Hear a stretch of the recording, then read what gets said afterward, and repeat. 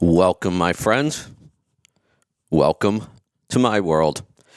I'm your host, Kevin Rutherford. It is Thursday, February 2nd, also known as Groundhog Day. We are here live, and we are doing a special show today. We're doing another episode of our tax and accounting mini-series. Travis is back here with me. And we're going to jump right in. Today, though, we do want to leave a lot of time for questions. So we've done a couple episodes of this. We're putting it together as a mini-series, so you can always go back and reference this. It's timely right now. We're filing our taxes for last year. We want to make sure we have plenty of time for questions today. We've put out a lot of material, what you should be doing. Sure, it's created a lot of questions, so jump in early and line them up. 855-950-3835 is the number to join us. Those calls are starting to come in, so get in, and we'll get to your calls and questions here in just a little bit. Travis, welcome back. Thank you, Kevin. Glad to be with you again. So it's February. I know it's still a little early, but just wanted to check in and see how your sanity is so far. You know, everything hit pretty early this year, and so we're already right in the middle of it. Are you really? Wow. That yeah, it ramped up. That'll make for a long tax season. It will. Yeah, they don't have to wait for forms. Exactly. If you own a business, you've reconciled all your books, it's ready to go. Sometimes January 10th or 15th. And so this year seems like more than normal. I've had clients get stuff in, which has been good because hopefully that will create less of a crunch later if we can get some of the big projects done now. But yeah. So, yeah, one of the things I want to do today, we've done a couple episodes. We've talked about a lot of deductions that people don't always take. One of the things it's made me crazy about this forever. I get calls, people will say, well, shouldn't I buy this because it's a tax deduction? The answer to that question is always no in my book. If the question is, should I buy it because it's a tax deduction, my answer is always no. Why would you want to do that? You don't come out ahead. I think some people are under the impression that any dollar they spend on something that's deductible is no longer taxed, but that's not true. In business, what would you say? Maybe a 30% tax deduction is really what you're getting, right? You're getting about 30% of that money not taxed. Right. Yeah. Very common misconception is every dollar that I spend is a dollar that I don't pay in tax. That's not true. Your benefit rate is your tax rate. So you think about what it's costing you to make a dollar. Well, when you remove that dollar in an expense, it's only saving you that same cost rate. And so 30%, probably a pretty good rule of thumb. It could easily get higher than that.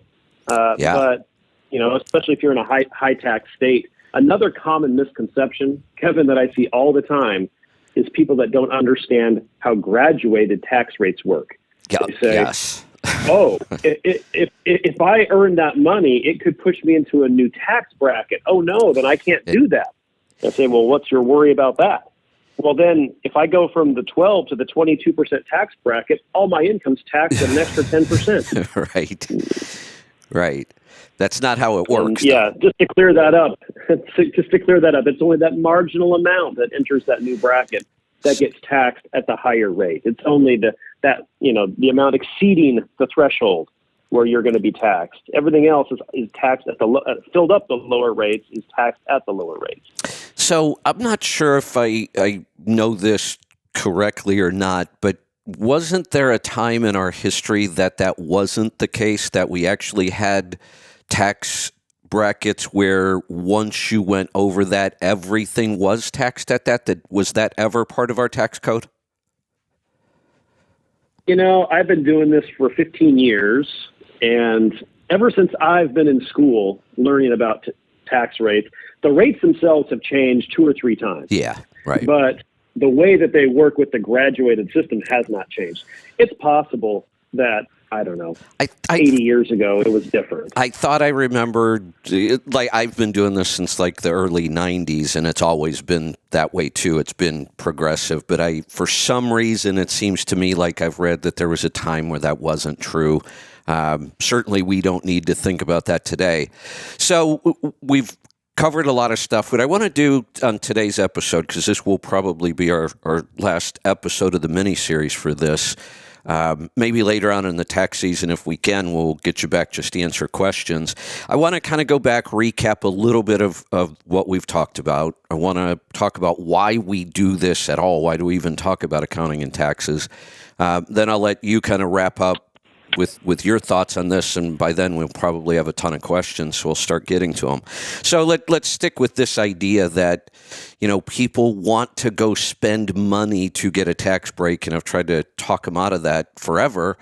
What we've been helping them with is taking tax deductions that they probably have qualified for forever, but just don't take, because they don't understand that they can or how they can. Their tax preparer obviously has never told them about it. And it's shocking how many people actually miss these kinds of deductions. We covered, and we're not going to cover them in depth today because we've already done that. And really, it's not like we can teach somebody how to do these things on, in an hour show. We're just making you aware of them so you can go back to your tax preparer and say, why are we not doing these things? We talked about things like paying your children to work in your business. Awesome tax deduction, a lot of benefits to that. We talked about taking deductions for combining, business travel. We can sometimes call part of our business travel or vacation time deductible if we do it all right. We talked about that. Talked about things like personal vehicle miles, home office deduction. I'm pretty sure we covered corporate leasebacks, or at least talked about it a little bit. We talked about using an S corporation to get taxes down. These are the strategies that, how often do you see that these just aren't being taken advantage of because people don't know? Yeah, very common. People, especially if you've been an employee and now you're starting to, become an independent contractor or owner operator, it's a different method of thinking that people have to convince themselves.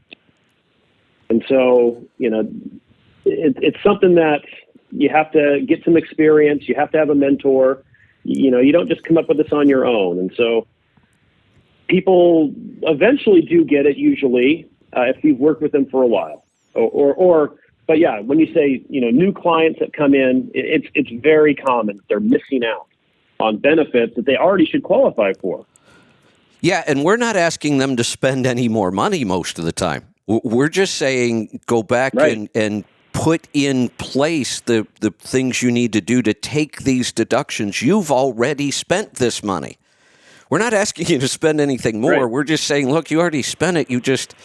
You're not getting your tax break for it. So that's why we did this mini series. And I want to step back even further and go back to the basics of why do we even talk about any of this stuff about money? I'm really going to talk about the big picture now. Well, first off, why do we get up every morning and go to work? I'm pretty sure if people stopped getting paid for going to work, I'm pretty sure they would stop going, right? I would think so. And we don't want to make everything about money because it's not, but we have to start there. I mean, why else would we get up and go torture ourselves day after day after day? We do it because we have to. We need money to survive in this world. But then so often we don't take care of our money. And I want to kind of focus on that today because really that's why we do this. Why do we tell people about these deductions so that they can pay less tax? Well, because if they pay less tax, then they have more money they can spend. Whether somebody's an employee or a business owner, when you become a business owner, it becomes even more important because now you have two financial pictures you have to take care of. And I'm always shocked that people go work so hard at their job, but they put many times zero effort into taking care of the money they earned in that job. Does that make sense? Right. It does. Yeah, I've heard you mention, with me and just in general on the show many times that there's a hyper focus on the top line revenue. Yes. When someone has a business and how did I do this year? Well, what's my top line revenue? What was my gross? And that's really only a piece of the puzzle. It's not the entire thing. You have to look at managing those expenses and that bottom line revenue to really see how you're doing. Yes. And we want to maximize. If we're going to go to work, we want to make sure at the end of this, we have as much of that money left over to move to our personal finances as possible. That to me is kind of the whole point of running the business. If you're going to work that hard, let's make sure we can pull as much of that profit out as we can. We do that by not spending it on things like taxes. So the first step in this whole big picture of managing our money is we really do have to track it. And I know people hate this, but like I say, they will go to work for 80 hours a week, but they won't put 2 hours a month into just managing the money a little bit. And because they're not managing it, so much of it gets wasted. I mean, in business, we can really waste a lot of money, but this also applies to employees, right? How many people go work really hard as an employee, make a lot of money, and struggle their whole life on finances? Have you seen that happen before? Oh, certainly. I mean, you think about something as simple as employer matching on retirement contributions, yet people still don't take advantage of things like that. Little things they can do here and there that can make a big difference. That is free money. And yet the vast majority of people that qualify for it never take the free money. Right. Isn't that crazy? It is. It is. So the picture here today, take some time, and this is a good time. We're still in the beginning of the year. One of the things that I this is a stressful time if you're in business, right? And especially if you don't have an accounting system, which a lot of small business owners and owner-operators don't. They throw all their paperwork into a box or a bunch of Walmart bags for the year and wait till they have to go get their tax return done, right? You deal with that all the time.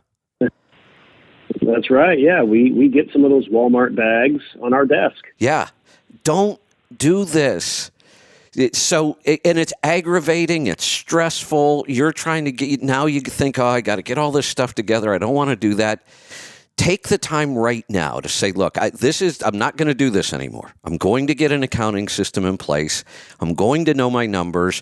And, you mentioned earlier, you don't even have to wait for your forms to come in. I tell people all the time, if you have an accounting system, if you're using our software profit gauges, when you get that last settlement from last year, which is usually the first week in January, you should be done with your accounting.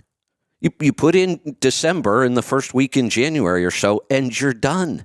And just sit back and wait for your forms to come.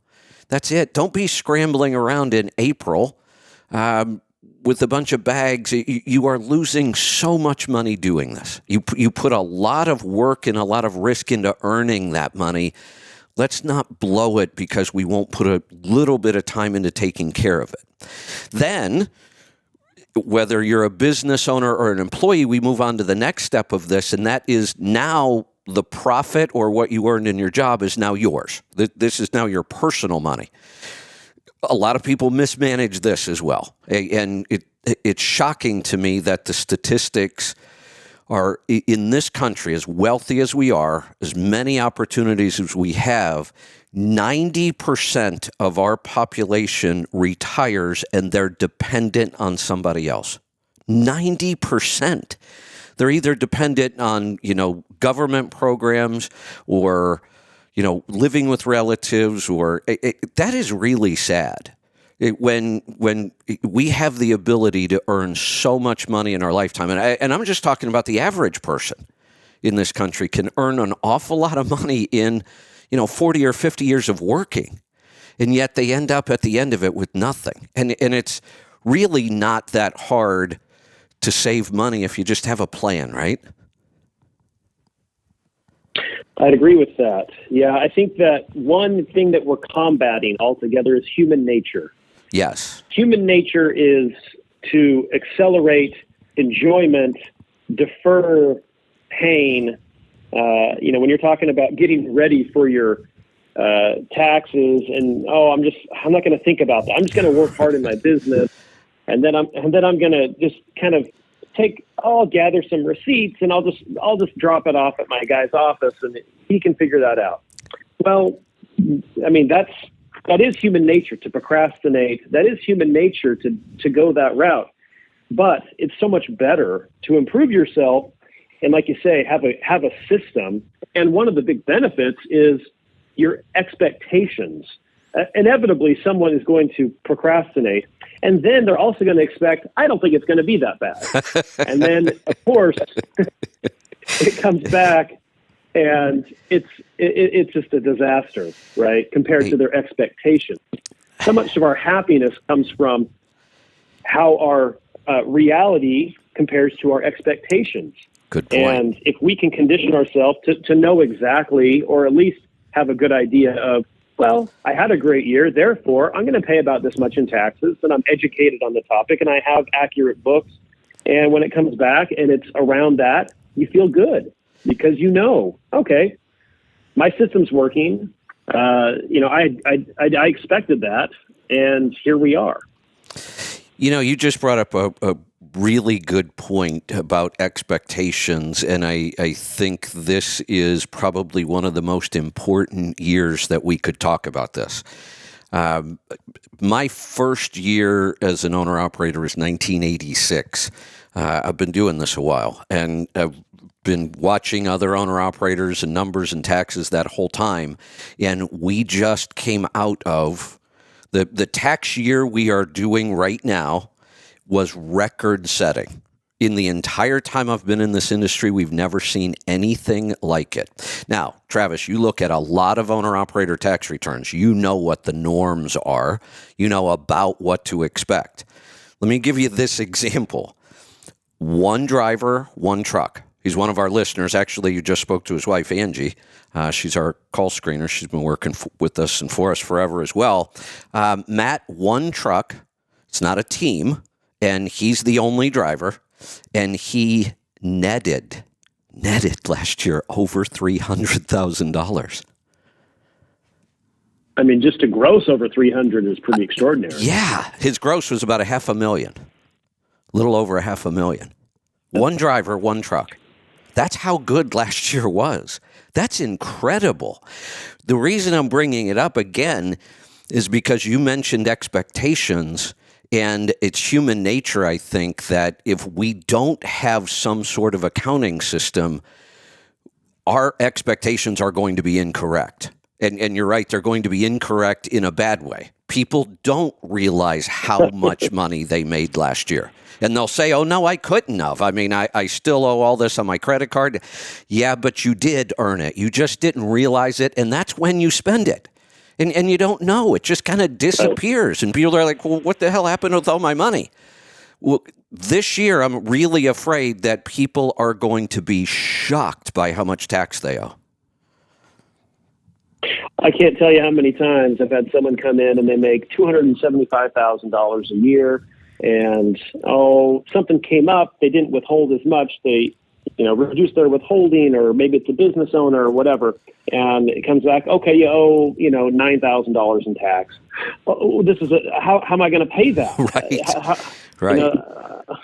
What about a payment plan? Yeah. I kind of think to myself, really? Yeah. Very healthy earnings. I get it sometimes in some scenarios, but most of the time not. Most of the time it's just pure negligence. They didn't know the numbers. Yeah. They didn't understand the numbers because they weren't paying attention to them. So that's why we're taking all this time right now. We've given you all those fun deductions to help you save a whole bunch of money. Everybody loves those, right? When you talk about, hey, look, you could pay your kids to work in your business and here's how much money you save. People love that. We've covered all that. But They do. Go ahead. Do they like taking effort to Right, like you're taking right. the effort to actually do the documentation and the paperwork, and I don't know about that. You're I right. wish they did. Yeah, and that's why we're trying to convince them that those things are great. They exist. We'll make sure you know about those. But the real key to this is them, not us. I mean, there's not much we can do. Correct. You've talked about this. By the time they come to you, the year's over. All you're doing is reconciling everything that happened. You can't change any of it. So the real key to paying the least amount of tax is really good record keeping and systems. Leave all this other stuff, all these deductions and complicated scenarios, leave that up to your tax preparer. That's what you pay them for. Your job is to take them the best, most accurate numbers. And that's what I even want to extend that into employees in personal finance. Manage your money. And over a 40 or 50-year career, it is not hard to put aside some money for retirement. But if you don't plan for it, it will never happen. Totally agree. And we haven't even we're talking about the input of good records and knowing where you're at and being aware of what's allowed and what's possible. We're not even talking about on the back end of having your deductions respected and having the IRS say, oh, okay, we see you've got good records. We see that this is business related. We see that you actually incurred these expenses, because that's another benefit as well of having an actual system is if in the event, and it may be unlikely, but in the event that you get audited, having your numbers be respected by the IRS. Good point. One of the things that just came out of the last couple of years, they threatened to hire 87,000 more IRS agents to go after tax cheats. And because we were talking about that, a lot of statistics came out, and I was a little shocked by them. I was actually shocked by the percentage of when you look at who the IRS audits. I was really shocked that it is heavily skewed towards the people at the bottom. What's with that? Why aren't we going after the people that in the higher brackets where there's so much more possibility that they've underpaid their tax? But I got thinking about it, and really, the IRS is no different. We talked about human nature before. This is kind of human nature, and then we have to remember this is a government entity. All they're doing is going after the low-hanging fruit. Those are the easy people to go get more money out of.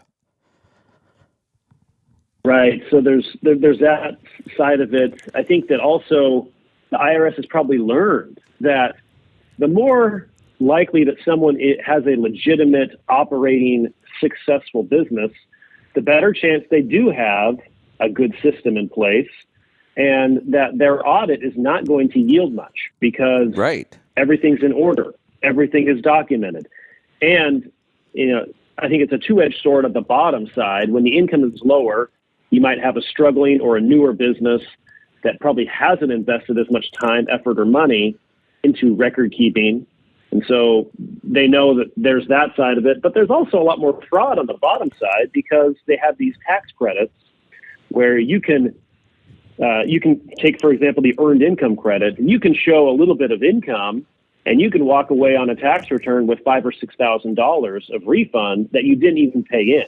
Oh. So they're looking, I think, for that, saying, let's make sure no one's taking advantage of the system, and let's make sure that these are legitimate businesses that are claiming this credit. And so on the low end, they do provide that safety net, that credit for someone who is truly struggling, but it makes it a target for fraud. And I think that skews the statistics of the audits. Good point. And for good reason. Yeah. Good point. And if that's the reality, then we have to know we're when we say we're kind of on the bottom rung of that. I mean, we're talking about the kind when we do owner-operator tax returns, we're kind of talking about the numbers that are right there in the sweet spot. Those are the returns that get audited a lot. So if we know that's the reality, then that we're telling you, get prepared for this. We are the target. We're the people the IRS go after all the time. Yeah, I'd also add, I do see more audits with sole proprietors than I do with S corps. Interesting. I don't know if that's just by chance, or if the IRS is kind of thinking the same thing.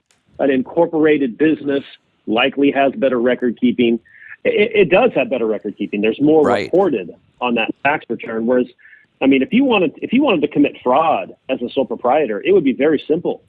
All you have to do, I mean, there's no accounting of your trial balance on the sole proprietor. It's just income and expenses. And if you don't like the bottom number, you could just make up an additional expense with no accounting to reconcile that. So, right. Yeah, I guess that is I think that probably has something to do with it. Yeah. Yeah. So if you are a sole proprietor, you want to make sure that you have really good records. Yes. Yeah.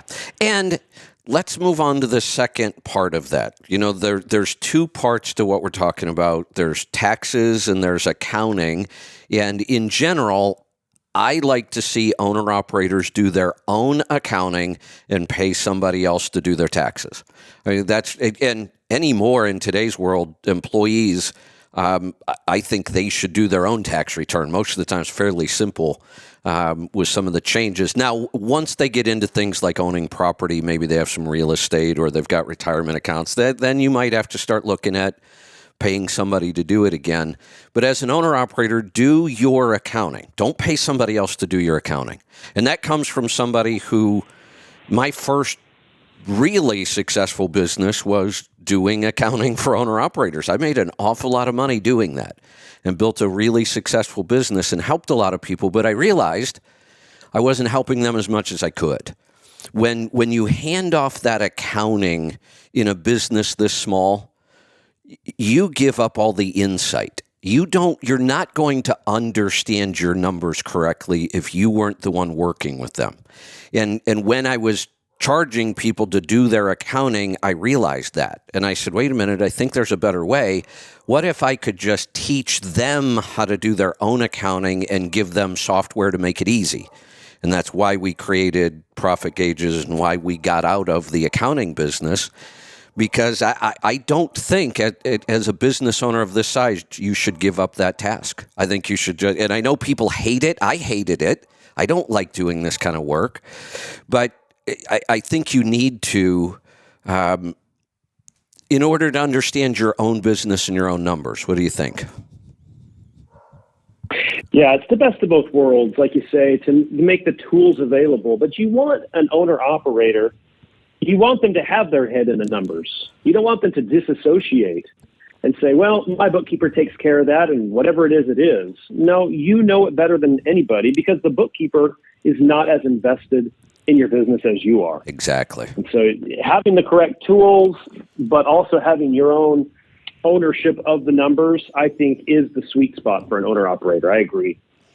And then we'll shift over to the personal side, and this is where I think everybody should be doing their own numbers.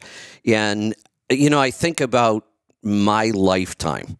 You know, when I went to work and got my first job and started managing my own money, you know, well, first off, I didn't have a credit card.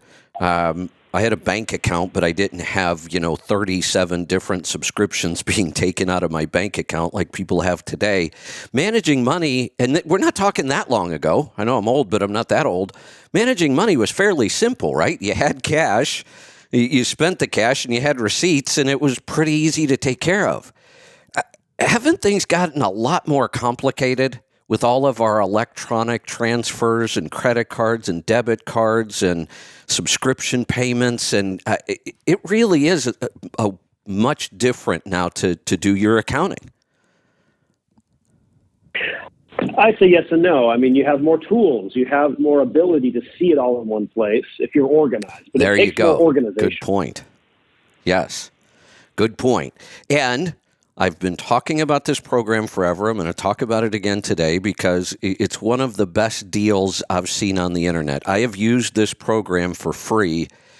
I don't even remember how long, 20 years? I'd have to go back and see when they brought it out. It's mint.com. It's run by Intuit, the company that makes TurboTax and QuickBooks, and they've been around since I bought the first version of Quicken back in the 80s, I think, is when that came out, the late 80s. I've been using their programs ever since. Mint.com is free. It's always been free, and it's pretty incredible the power of that program and what they give you, and they never charge you a penny for it. I've been using it all this year, never paid them a penny. And it's a way to organize your personal finances. You know, we gave you profit gauges so you can organize your business finances. Mint.com helps you organize your personal finances, and it automates most of it. So you go in and, you know, when you go to set this up, now I would plan on a good day or even a weekend to get this set up the first time. But once you do, like you just talked about earlier, this is an incredible tool to be able to see your finances in a way that makes sense. And I'm going to bring it down to one number on your personal finances you can track to know how well you're doing in life with your money. So let's just walk through how we would set this up. We'd go to mint.com, we'd sign up for an account, and then we start to put in the accounts that we have access to online. All of our financial data that we have access to online. So your bank account. Everybody today has a login for their bank account. So you just put your login information into Mint, and that will pull all that data from your bank and start to categorize all the transactions for you. It will look at something and go, oh yeah, that's a utility. And it categorizes it for you. And it gets about 95% of them right. And you go in and you got to play around with maybe 5% of your numbers each month. Doesn't take long at all. So now we have all of the information that we run through our bank. If our debit card is on there, all that gets taken in. Now we can move on. Do you have a savings account? Okay, let's put in that login. It pulls all that information into Mint. Do you have a mortgage? And can you log into it online? Put that in. All your credit cards that you have logins for, you put them in. Mint starts pulling data from all of these things and categorizing it for you. It's a really incredible program. It's free. And then you have reports that you can look at. And just to simplify it, in my personal finance, most of the time, I'm only looking at one number. That's kind of my scorecard. Then if I need to, I can go look at all this other stuff and say, well, what can I do to make something better? But for the most part, that number that I look at is just net worth. Just net worth, one number, focus on it. And the goal is we just wanted to get bigger over time, right? Right. Yeah, I do the same thing. I don't use Mint. I do my own spreadsheet, and I figured, right. I kind of enjoy it. I know, right. That's who I am. Yeah, exactly. I do kind of a quarterly update, and but it all comes down to that same one number, and that's kind of how I track my long-term progress. That number really tells us where we are in the world financially. Net worth, the calculation is basically what do you own and what do you owe? So if we make a big list of all of the stuff we own and how much it's worth, and then you add that up and we get a big number. We own all this stuff. We own a home that might be worth $300,000. Now somebody's going to say, oh yeah, but I have a mortgage on that. I know, we're going to take care of that. We're going to put your mortgage in here too. But right now we're just going to put in the value of your home. That's your asset. You know what's really cool about Mint? If you put in your address, it goes out and uses tools like Zillow, and it will put in the value of your home for you and keep it current. Yeah, it's amazing. Same thing with cars. Put in a vehicle and put in all the information about your vehicle. It uses Kelley Blue Book and other services and values your vehicle and keeps it updated every day.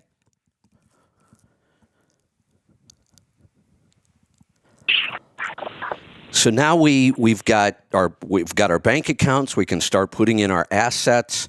This does about 90% of your personal accounting for you Once you attach all these things, then you have access to all of this data and charts and tables and reports. And, but to really simplify it, if you go to mint.com, when you open up your site, down on the bottom, you're going to see your net worth. And really track that number. That's the one that really tells us how we're doing. What do we own? How much do we owe? And what's left over? And is it possible that the number left over could be a negative? Yeah, it could be. I mean, not a good sign, though, right? Greater than your assets. If you're underwater on some of your assets, not a good sign, but definitely possible. Yeah. And just so we can put a visual to this, this is what it would mean. If you had a negative net worth, if we list everything you own and the value, we list everything you owe, people you still have to pay, and we said, look, we have to clear the books. We're going to go sell everything you own, everything, except just the clothes that are on your back. You're going to be standing in the street with nothing. We're going to sell it all. We're going to take all that money. We're going to pay all the people that you owe money to. And if you have a negative net worth, the money's going to run out. You're still going to owe people money, and you're standing in the street with nothing. That's what it means to have a negative net worth. That's not a pretty picture, is it? No, but it happens. It happens in these recessionary, people who get over leveraged and, the assets take a plunge. Well, the debt does not change. And so that's how people get there. Or it could just be totally irresponsible consumer spending or something like that. Yeah, there you go. No doubt. And right now, the statistics are horrendous. Some of the worst I've seen around these kinds of numbers. The savings rate for people in this country has plummeted. Now, part of the reason for that is we actually, during the pandemic, everybody was locked down and the government was handing out money like lollipops. The national savings rate went up over 30%. We've never seen anything like that in my lifetime. But it has plummeted now. It's way down into the single digits now. The savings rate in this country is atrocious, and the credit card debt has gone through the roof. Those are not good signs. Yeah, I would add, Kevin, it's not the end of the world if you do have a negative net worth. It just means you've got hard work and austerity ahead of you. Good point. You need to work hard and save money. And if you'll do that, you'll dig out and you'll end up being okay. It really is the lesson here, is that this is not a life sentence unless you ignore it. If you ignore it, it right. more than likely will become a life sentence. This is how you will manage your money your entire life if you don't change something. You have to change the way you relate to your money. How many times have we heard this phrase, and there really is some truth to it? You can look at the statistics. It's happening. The rich get rich and the poor get poor, right? I would say everyone's getting richer in today's world. I mean, you look at the poverty numbers, extreme poverty is way down. And so everyone's standard of living is going up. Now, some at a different rate than others, yes. Yeah. It's not that statement isn't true. You can go look at it. Statistically, it is somewhat true, but it always seems to be said as though it's some sort of a conspiracy and that, the universe is out to get us. That's not the case here. There's a really simple explanation for why this happens. Once somebody learns how to manage their money, and if we're saying, well, they're rich and they just keep getting richer, well, that tells us something. In order to become rich, you had to manage your money well. Or you won the lottery and, we could go down that. That's not a good thing, really. But you got rich because you understood money. You knew how to make enough money. You knew how to manage it and save it, and you became wealthy, whatever that number is. Well, why do we think anybody that has achieved that would wake up one morning and forget how to do that and all of a sudden become poor? They're not going to do that. They're going to keep doing all the things that got them to where they are already, and they'll probably keep getting wealthier. On the other hand, if people mismanage money, if they overspend, if they ignore their money, if they don't do these things, then they keep losing money. They keep getting further behind because of inflation or bad luck or whatever. But what are the odds that that's going to spontaneously change? It's not. They're going to keep getting less wealthy if that's the direction they've been going in, unless they make a change. And that's the whole point of what we're talking about right now. We want people to make that change. Right. I think the opportunity in the world is better than it's ever been. I mean, upward mobility, anyone has the opportunity to be in that top 10% of earners. And who's up there changes all the time. We don't have, a country where it's you're kind of stuck where you're at. Nope, there's opportunity. But it comes down to personal responsibility. You got to decide, you're going to be responsible. And if you want, to be aggressive and get into business and do things, there's opportunities out there, no doubt. There really is. Yeah, there really is. So that is the point of all of this we've done so far this morning. I know we haven't given you any fun, sexy tax deductions, but we gave you a ton of those. And the real key is what we're talking about right now. If you don't do what we're talking about right now, forget all that other stuff, because it's not going to matter much if you don't take care of the basics first. And, as I'm sitting here thinking about all this stuff we just talked about, I can understand how for some people it sounds overwhelming. Most things, when we don't understand them, seem overwhelming. But I can tell you, if you just get in and do this that one time, bite the bullet, take a weekend, go someplace really cool, reward yourself, go to the beach, go to the mountains, take a weekend off, but take this with you and work on it. Do it in a beautiful place, give yourself a reward for finally getting it done, but get it done, because once you do, this is not hard to take care of. You can almost put this on autopilot. Once you do the initial hard work, you can just about put this on autopilot. It's not much work after that. Yeah, no, I'm totally on board with that. That's a great idea.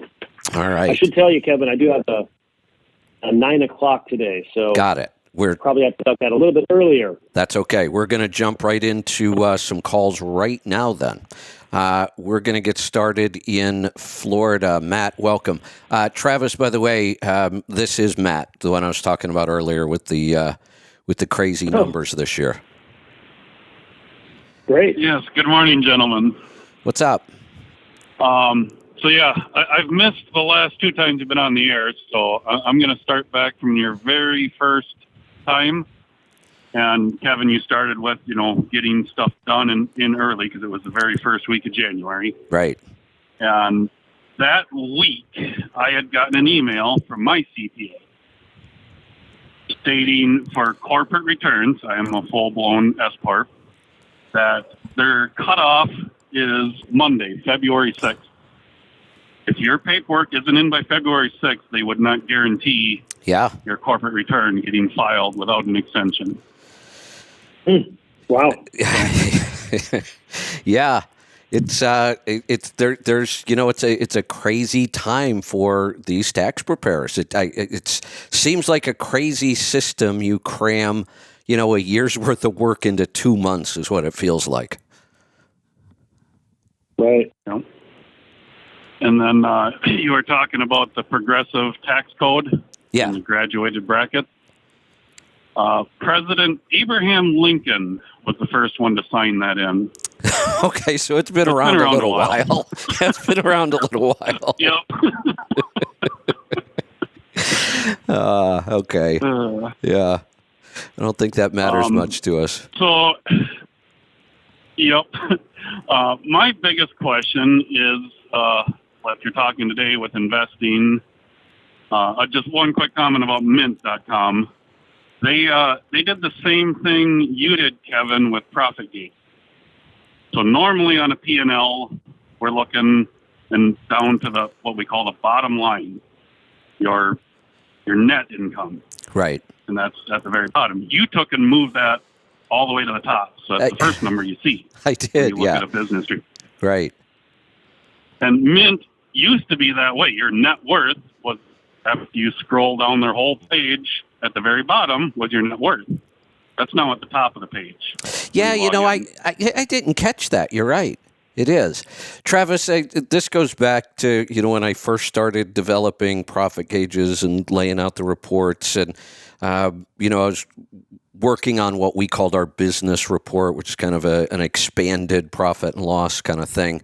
And, that we even have a phrase, right? We use it all the time. The bottom line. What's the bottom line? Where did that come from? Well, it came from a profit and loss statement. The bottom line is the number you're trying to get to. How much profit did you have left over? And I got thinking, if we always talk about the bottom line and it's so damn important, why don't we just put it at the top instead? Yeah, I mean, your product's called profit gauges. Right. So when you open Net it up, profit. the first thing I want you to see across the top is your net profit. Why wait? Why leave it till the end? I want to see it right now. Yeah. And so a little personal thing here, and I guess it's bragging in a way, but it just shows the market changing and different things. Kevin, I mentioned, last year was a phenomenal year business-wise, and I invested a lot of money, but my net worth only went up by $35,000. That's a low year for you. That's a really beginning of the year. I know enough about your numbers to know if that's the case, your investments haven't done all that well this year. Well, that was last year. Well, right, last year. I mean, that was for the year. Right. January, I've already added $35,000 to my net worth. Isn't that crazy? The market's rebounding, and the market's so volatile right now. But the real lesson here is, these numbers. This is what we're trying to get across to somebody. It doesn't matter right now whether your net worth is $2.2 million or $30,000 in the hole. None of that matters right now. What matters is getting it organized and making it better. And that's the first step is knowing the numbers. That's it. And then paying attention to them. Yep. So my biggest question for Travis is a suggestion my CPA brought up, and I'm just in the beginning stages of learning this and all that, so looking for a second opinion because I don't understand it yet. And that is trying to bring some of my taxable income down and my pass-through from the corporation. She has suggested that my corporation start buying stocks. And then eventually at some point, those will get transferred to me personally, and that will be a capital gains tax instead of income. The corporation Do you know buys anything stocks, about that? you said? Yep. Yeah, it starts its own brokerage account. This is an S corporation, I presume? Yeah. I would disagree that you want your S corporation owning investments like stocks. In any kind of service business, like a CPA firm or like a, trucking operation, you have some liability, right? You could incur liability through your business activities for which, yeah, you have insurance, but there could be a lawsuit out there. You want to minimize the assets that lawsuit can reach. And having investments that could be and should be, in my opinion, on your personal and in your personal ownership in your business just allows that lawsuit to reach them a lot easier. Not saying they can't reach them when they're owned personally, but it creates a separation, a legal separation that I think can be useful. The other thing to think about is when a corporation buys stocks, it doesn't get to write that off. That's an investment. It goes on the balance sheet as an asset. So it doesn't reduce the income that you pay tax on in the year that you buy it. You're still taxed on the same income. You just don't have as much cash because it's locked up in that brokerage account on the personal. I'd rather see you take the distributions of the net earnings from the business and then invest it personally. after you've paid tax. And yeah, I mean, I like the long-term strategy is the next income event is going to be taxed at capital gains rates after these stocks have gone up, presumably. And so it's a good long-term strategy to invest in equities because your tax rate on them is going to be a lower capital gains rate. But I don't like doing it in the business. Okay. Yeah, and Kevin and I have already talked about this because I don't understand yet. We didn't have time to really dig into it with my CPA. That's why I say it's research mode right now. Just trying to think through it that let's just say you bought one share for $1,000. So that $1,000 became an asset of the corporation. So at that time, it really doesn't show as revenue. There would be no tax that year as long as, you're leaving it there just sitting. Wrong. Okay. So, yeah, when you look at your profit and loss encapsulates all of your business operations. What did you earn in revenue and what are your related expenses? But what you do with that net profit at the end of the day, whether that stays in your cash account, whether it goes to pay off debts that are on your balance sheet, or whether that gets distributed to the owner as a distribution, that's secondary. It doesn't change what the profit and loss shows, and it doesn't change what you're going to be paying tax on a K-1. So you can take that net profit and you can invest it into equities and put those on your balance sheet, but it doesn't change your taxable income from the business. Okay, so there is no advantage at all. My problem, No. I'm in the 24% tax bracket. I only see a downside. I could get to a 15. Okay. Well, the other, I would give you another reason I wouldn't do it. S corporations, if you're not careful, there are some ways in which you could have your S election revoked. There's a few different ways it could happen, but it does happen every once in a while. And when your S election gets revoked, your S corporation is now a C corporation. C corporations do not get preferential capital gains rates. They pay capital gains at the same tax rate as ordinary income, and you pay a double tax on income in the corporation because then you have to take out as a dividend the after-tax cash after the corporation pays tax. So another potential reason not to do it that way. But I would steer away from buying investments in your business unless it's for operating purposes. If you have operating capital, working capital that you need to have in there for operations, but you don't have a good place to put it, and you're going to put it in a money market or you're going to put it in some kind of short-term investment to get a little bit of return, but you need that cash in there, then yeah, that's a different type of thing. But a long-term kind of personal investment, I would not do through your business. Okay. Yeah, and that's the way I do it now. I mean, I leave plenty of money in the corporate checking accounts to cover, worst case scenario, losing an engine, whatever. And then anything above that, taking in distributions and personally investing it. There you go. All right. Hey, Matt, we're going to move along. I want to get one more call in before we have to let Travis go. We're going to go to Texas. Brian, welcome to the program. Hey, fellas. Good morning. What's on your mind? So I'm on my way back home from New York, and it's on my understanding my 1099 and my W-2 are there, and I took 4 days off. So I'm going to be uploading all that stuff to y'all's portal, Travis, and working with Blake soon. Great. But I have a question. So I bought this truck this year, paid way too much for it.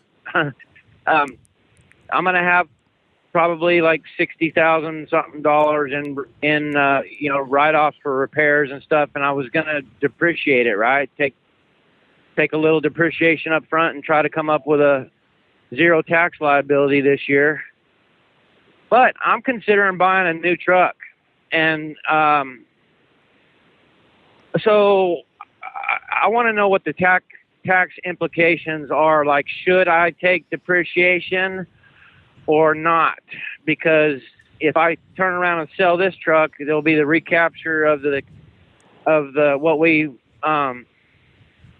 there'll be the recapture of that. But I'm thinking whenever I sell this truck, I'm going to take probably a $30,000 loss on it, so it'll be a wash either way. So what would you recommend, just filing the taxes as my situation is right now and then dealing with it later, or what? I don't know. So first of all, you say you bought the truck this year. You're meaning the year we're looking at, 2022, or you mean the year we're in, 2023? No, yeah, last year. I bought it last year and put it, and then, became leased on as an owner-operator August 1st. Gotcha. I would make the distinction. The IRS and Congress and the tax law, you don't have the option of depreciating or not, because if you don't take depreciation, you're still supposed to reduce the basis in the asset by the depreciation that you could have taken. So we want to take depreciation and get that deduction. The question is, do we want to accelerate, or do we want to just take the minimum amount based on the maker's tables? And I would say if you're planning on replacing that truck, the accelerated depreciation that we could take on the new one could offset the recapture income from the sale of the first one when you eventually replace that truck. So I would say we're not too worried about the income hit on the back end, as long as you're going to be replacing it, because we could accelerate depreciation on the replacement truck to offset that hit. So I would say I wouldn't worry too much about the back end. I would look at this year and try to create a strategy where we're being smart with your tax rates. And, I don't know that we want to pay zero tax. Sometimes that's not the best way to go either.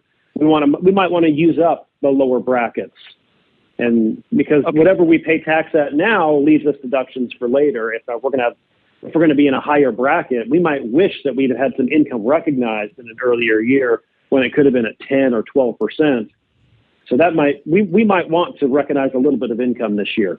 So we'll probably do some, maybe some combination of some accelerated depreciation, or maybe none. Maybe we just take the minimum. Okay. All right. Yeah, that sounds good, because I heard y'all talking about how the owner operators are the ones that are targeted by the IRS, and I want y'all to be aggressive, but I don't want to do anything that's gonna, throw up any red flags, because I am a sole proprietor. I don't have an LLC or any of that set up yet. S corp, W-2, payroll taxes.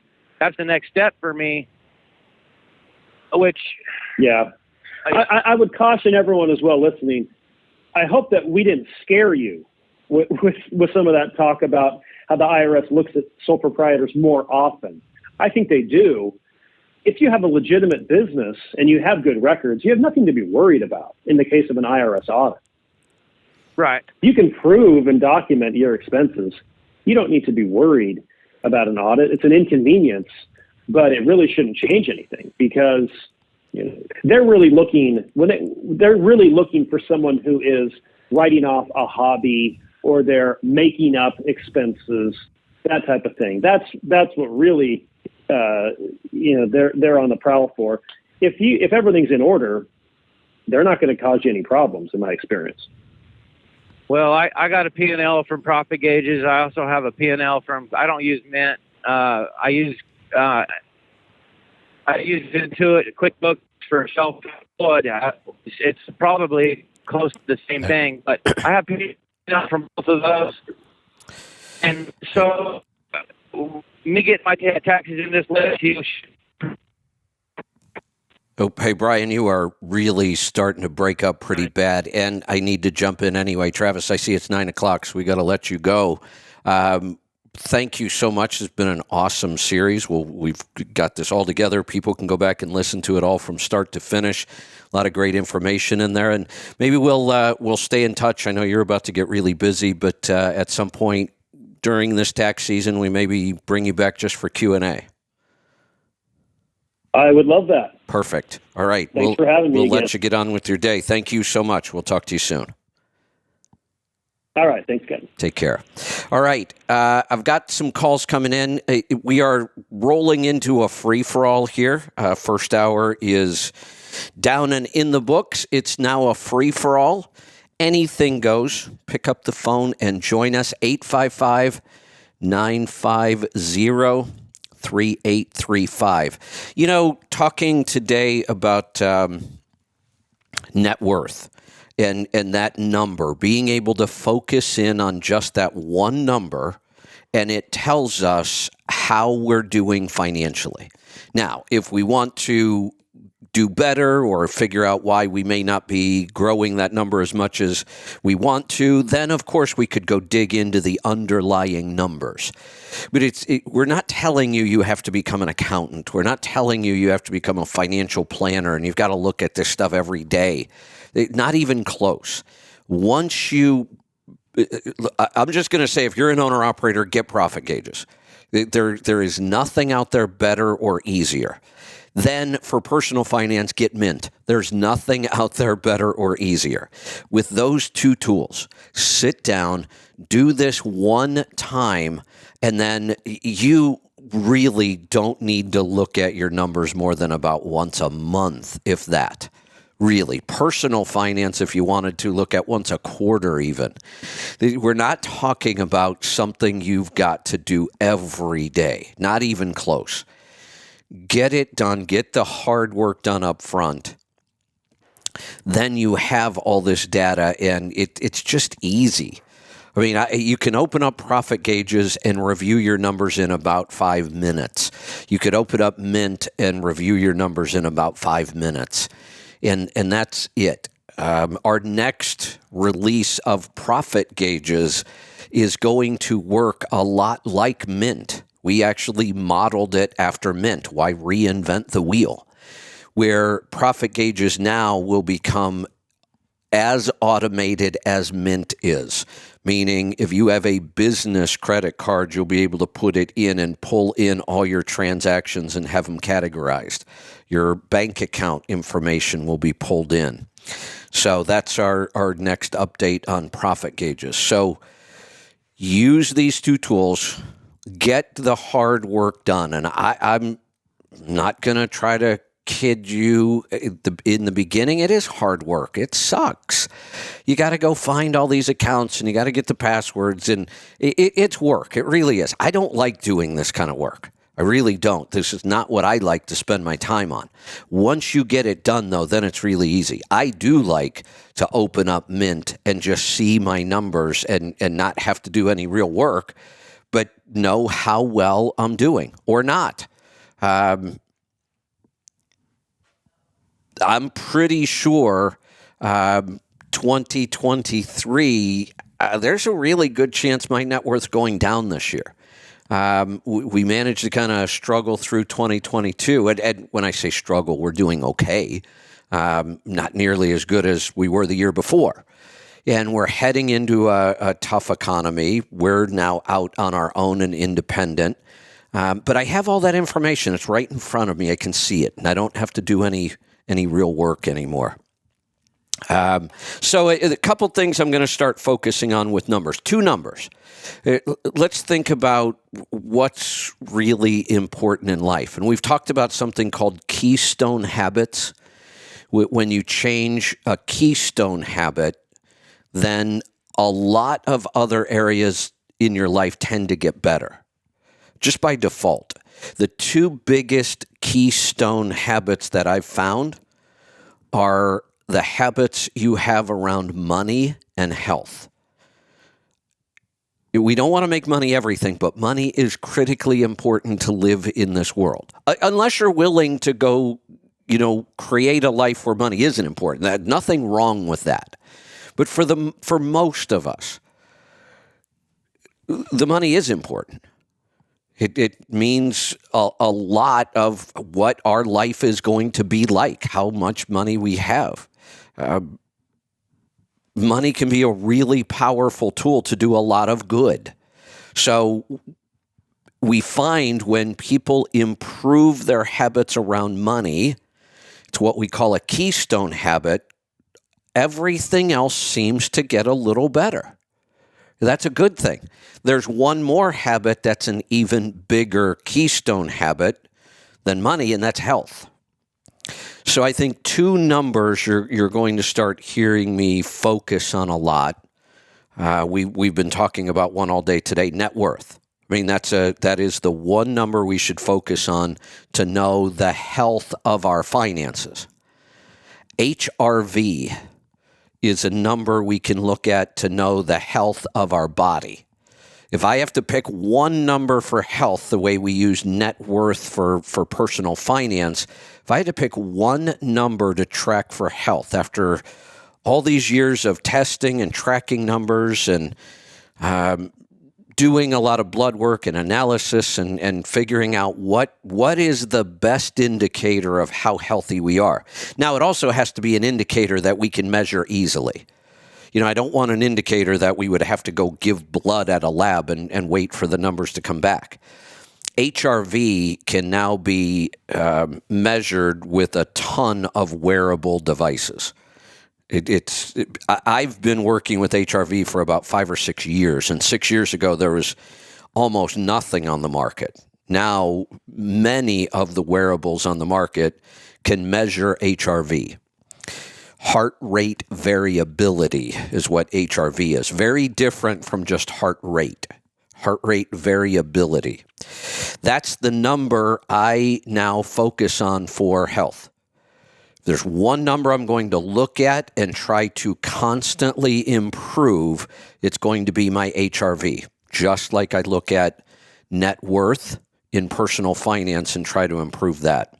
So you're going to be hearing a lot more about those two things in all the projects we're working on.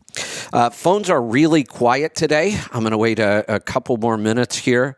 And then I may wrap this up. We do have Rolling Toe today at 10 o'clock Pacific time, so that's about 50 minutes from now. If we have questions, I'll stay here till then. But right now, phone lines are quiet, so I'll give you a couple more minutes here if you want to jump in, and then I'm going to wrap this up. And don't forget, at 10 o'clock, Mike and Kevin Beckett will be on for Rolling Toe. We have both John and Joel confirmed for tomorrow, Trucking Technology and Efficiency.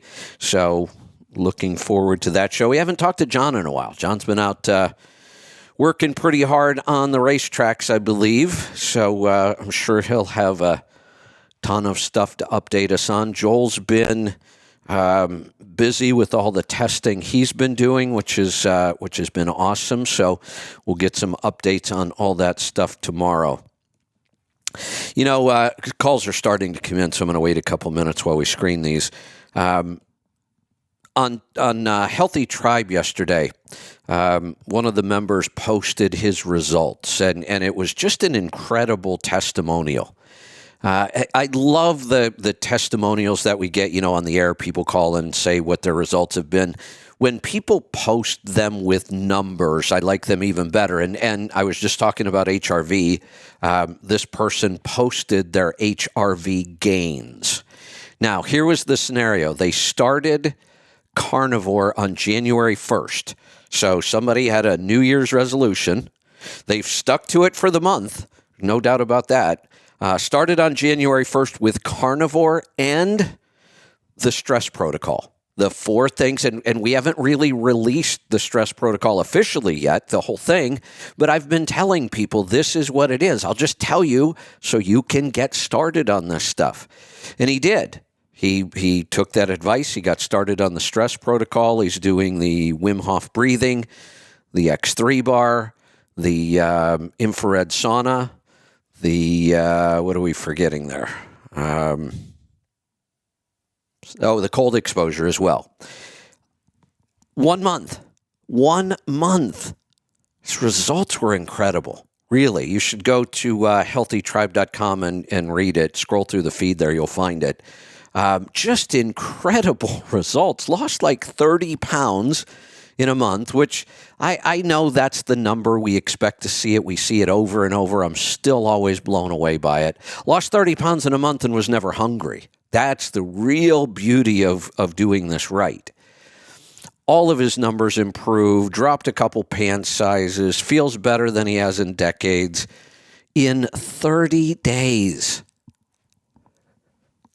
What a powerful transformation that is. Absolutely love that.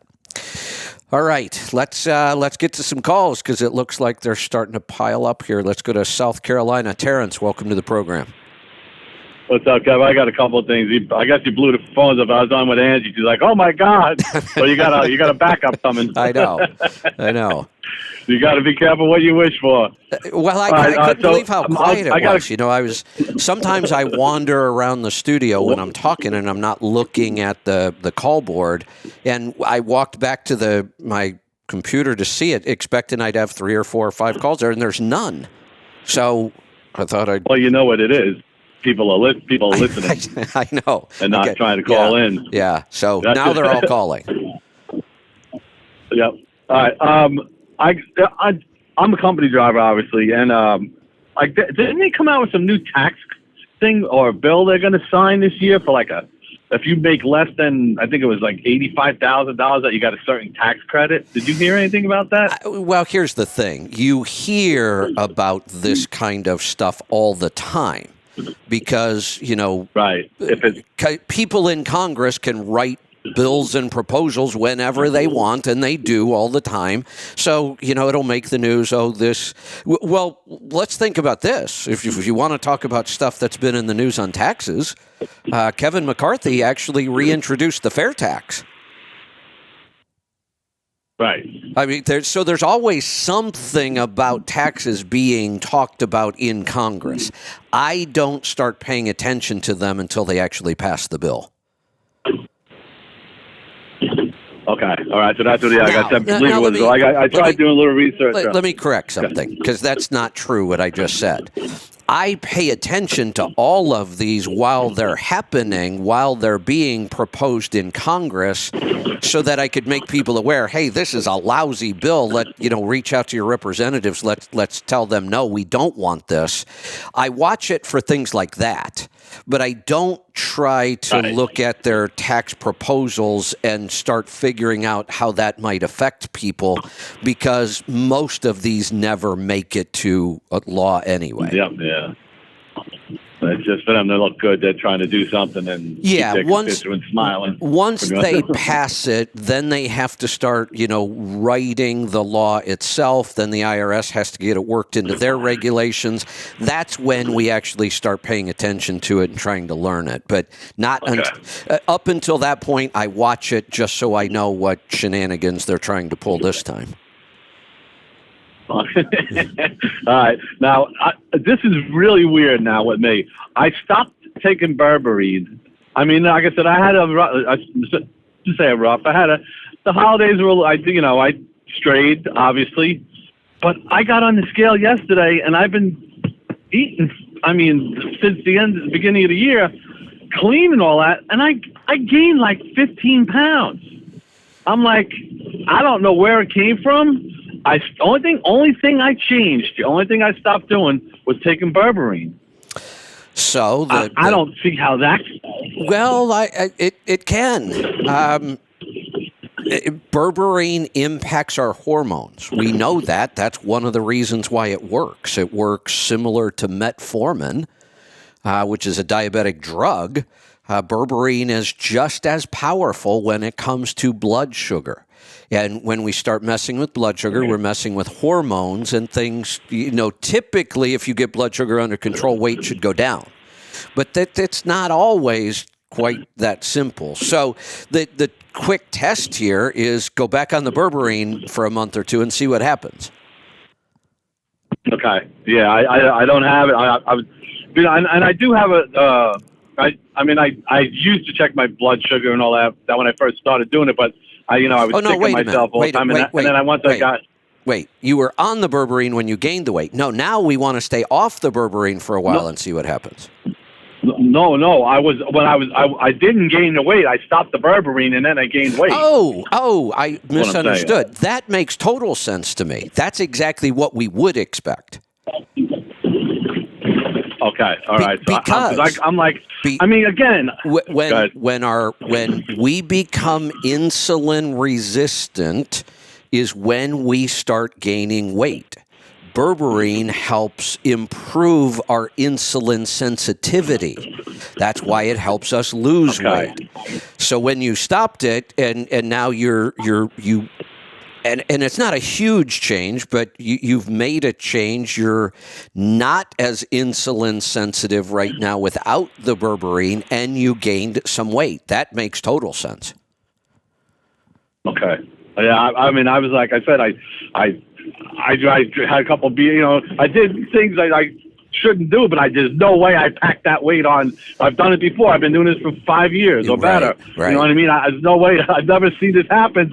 And in the beginning, I really didn't take berberine all the time. When I started taking the berberine, I had more results, and I was also able to maintain if I did go and stray and have, on the weekend have a couple of beers or whatever. You know what I mean? But now I'm like, I look down and I'm like, I'm feeling fat, and so I put myself on a scale. What the heck? I stopped doing. I feel good, but I've been feeling sluggish and stopping. And now I just couldn't figure it out. I'm like, here's how the to beat thing. it then? Berberine. I'm pretty sure when you go back on berberine, you're going to lose that weight again. But does that mean you have to be on berberine the rest of your life? No, it doesn't. Yeah, and you can keep experimenting with this. You go back on the berberine for a while, and then 6 months down the road, or maybe even less, maybe 3 months, you stop it again. And let's see what happens. Okay. The longer we eat this way, the more results we seem to get. It's like we get that big hit up front. Our pain goes away. We lose weight. We have great energy. Our brain, works better. And then we kind of get used to that after a while. But if we really pay attention, I've been doing this for 8 years now, a little over. Things are still changing in a good way. I am much, much healthier now at 60. I'm almost 60. I'm kind of looking forward to it. I'm actually excited about being 60. Right. I'm healthier than I was at 50. Way healthier. And it's not. Right, it hasn't really stopped. It's slowed down a lot, but there are still things that continue to get better. Yep. All right. Like I said, I just couldn't figure it out. All right. I appreciate that, Kev. Let's throw in one more thing here. What have we been talking about for the last several months? These goofy celebrities and all these people mimicking celebrities taking toxic diabetic drugs like Ozempic to lose weight. Well, metformin is a diabetic drug. Berberine is a supplement that acts like diabetic drugs, and it can help us lose weight. It's not what we don't put a real big focus on that, but it's the same principle. Any of these drugs, whether they're toxic or not, if they're managing hormones and blood sugar levels, they'll have an impact on weight. Now, to me, to go take a toxic drug with all these potential horrible side effects and here's the other problem. I just told you, you will not have to take berberine for the rest of your life. If you eat properly, which you're doing, and you take the berberine and the supplements, at some point you'll be able to quit and your metabolism will be healthy. What we're trying to get across to these people is all the evidence is there. Ozempic and Wegovy might help you control weight, but only when you take them. If you stop taking them, the weight piles back on quickly. Right, yeah. See, but I'm not diabetic. I was never diabetic. Well, you don't know that. I probably was. Right. No, you're absolutely right. That's why I stopped myself. Yeah. So I don't. Yeah. I've been listening long enough to know that. Yeah. But I probably was diabetic, and then when I started eating clean and with the metformin, I've been with the berberine. It probably helped me maintain a good blood sugar. Exactly. So I guess I'll just, like I said, I'll have to pick some up and give it a break. There you go. All right, Kev, thanks. I appreciate it. Let someone else get in there. Have a good day. You're welcome. Thanks for the call. Let's go to Indiana this time. Jeff, welcome to the program. Yeah. Expound upon the HRB a little bit, what you were talking about when you just asked for callers, and is that gotten from the Garmin watch you sell? Yes, the Garmin Instinct and Instinct 2 can both read HRV. The Instinct 2, the newer version, has some upgraded HRV. Both of them will measure the raw number. The newer model displays it. We talk about it all the time as instant stress. There's some other numbers we can get out of it, but HRV stands for heart rate variability. Now, a lot of people are familiar with heart rate, and wearables. That was one of the first things wearables could do for us. They could count our steps, and they could give us our heart rate. We can get our own heart rate by putting our finger over a vein somewhere and counting the heartbeats and then multiplying it into a minute. I mean, that's how easy it is to get heart rate. Heart rate variability, very, very different. Don't ever confuse these two things. Yeah. So in heart rate variability, what we're measuring, if somebody says my heart rate is 60 beats per minute, which is pretty common, that would be a fairly common number, it would be logical to assume, oh, wow, their heart beats every second, once every second, and then you would get 60 beats in a minute.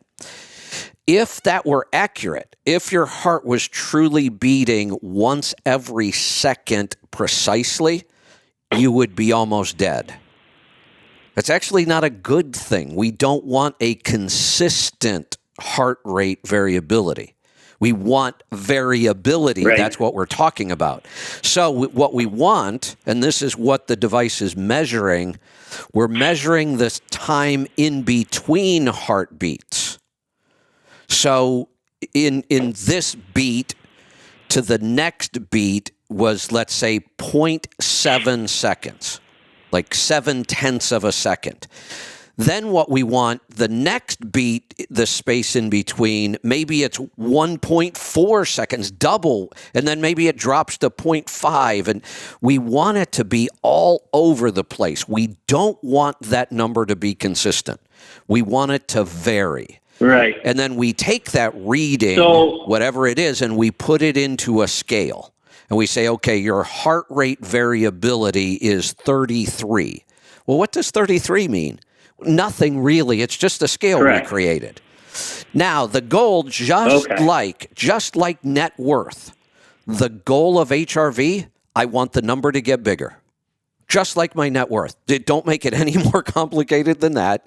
I want my HRV number to go higher. That's what we're shooting for. So I'm looking at Trenton's number. So he started at 32 and went to 41. That's incredible. That is a huge climb in HRV in just 30 days. So just say, now I don't know if this goes up logarithmically, but say you started at 41, would going up 9 points to 50 be the same as going up 9 points from 32 to 41? Am I making sense? Yeah, somewhat, but just like most things, like fuel mileage, when we start at 5, it's easy to get to 6. Start at 10 and find out how hard it is to get to 11. It's the same way here with HRV. It's not that it isn't. So it's logarithmic. Yeah, that's some of it. It is, but it's also like let's say you're starting with a low HRV. Let's say you're at 30, and we want to be at 80. I know people who are over 100. We would look at it. We could say, okay, all of these things we can improve. If you work on your breathing, if you work on your mindfulness, if you use the infrared sauna, if you do more resistance training, if you do cold exposure, we can lay out. I'm actually testing 2 devices now that are showing a lot of promise for improving HRV, and you do nothing but put these things on and lay down. You just lay there and they're headphones or, I've tested about 30 of these things that all claim they can improve HRV.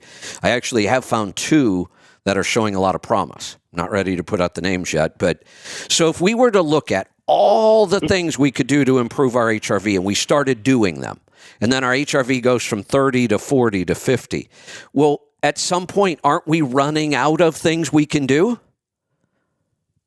Right. No, I Yeah, got so that- you. right.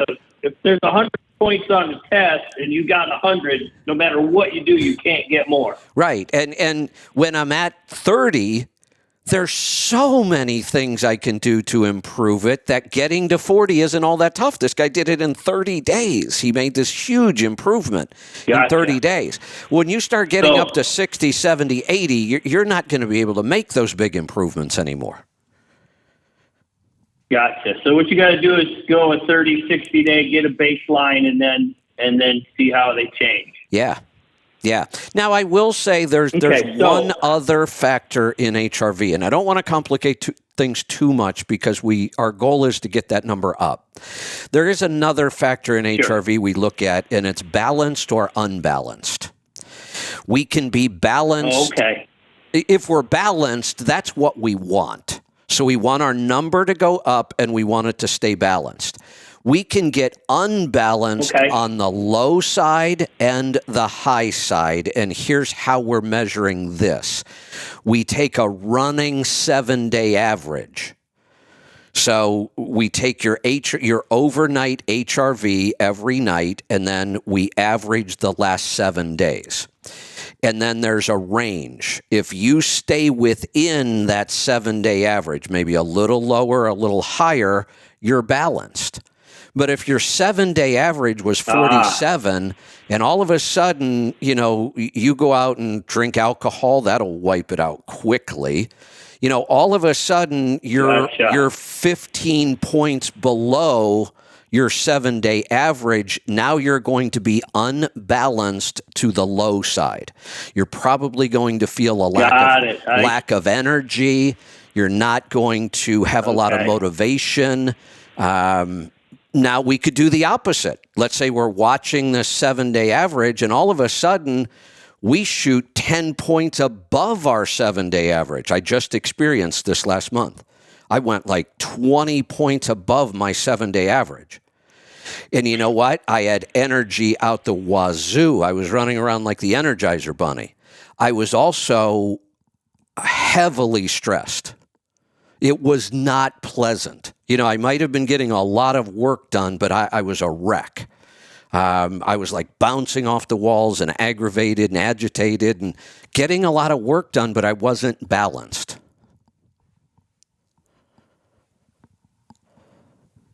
Okay, that sounds like me every day. Well, and here's what happens. Here's why we pay attention to this. You might go, oh, well, look at all that work you're getting done. So what? You're a little uncomfortable. Big deal. No, the big deal is you can't sustain this. Eventually, if you keep doing this, you will end up unbalanced to the low side, and you'll end up where most people are right now. They are, one of the phrases we use is, now I have to think of it. We wired and tired. So that's kind of what I was talking about when I was in this frenzic mode, frantic, working, getting all this done. But I was exhausted all the time and I was miserable. We kind of call it wired and tired. And yet what will happen is you will just kind of collapse. Then we start talking about adrenal fatigue. I'm dealing with a couple cases right now. And it once we kind of crash, it becomes much more difficult to dig out of that. Okay. So my main question is, you're very tech savvy on this thing. How complicated is the watch? I've been meaning to get it, but I'm just afraid I'm not going to know what the hell to set to look at, to track, to what to do. You won't. Just get confused. You won't. I mean, you are correct. Okay. You won't understand. I wish I didn't have to say that. The watch is so powerful that there is a learning curve to it. Now, you can throw it on, and on day one, you start getting information that helps. There's no doubt about that. But if you want to really get it dialed in and use the instant stress like I do, it just pays to sit down with the instructions and just take your time, as much as we hate doing that kind of stuff. Walk through it, learn it once. There is a learning curve to it, though. Okay, because I had suggested before, like you did with the canning and your Right. protocol of exercise, sit down and push this button, then wait 2 seconds and push that button. Right. If you did a tutorial. Yeah. And we need to do that. It would make things a lot easier. It really would. And this information is really good. I think it would make me less apprehensive if I could watch you. Yeah. Watch. Yeah. See No, you I in the get video, how you do it, then order it, and then get it, and then just watch it 10 times. Right. And figure it out. Right. But I know you're busy, and I know you got that stuff, but. Yeah, it's not as bad as I just made it sound, but it feels like it if you won't take the time to sit down with the instructions and at least go through it. If you throw it, and I did it the wrong way. It's just how I learn. I put it on my arm and started pressing buttons and kept pressing buttons until I figured it out. So some tutorials would be nice, and it's on our list. Let's go to Oklahoma this time. Paul, welcome to the program. Howdy. What's on your mind today?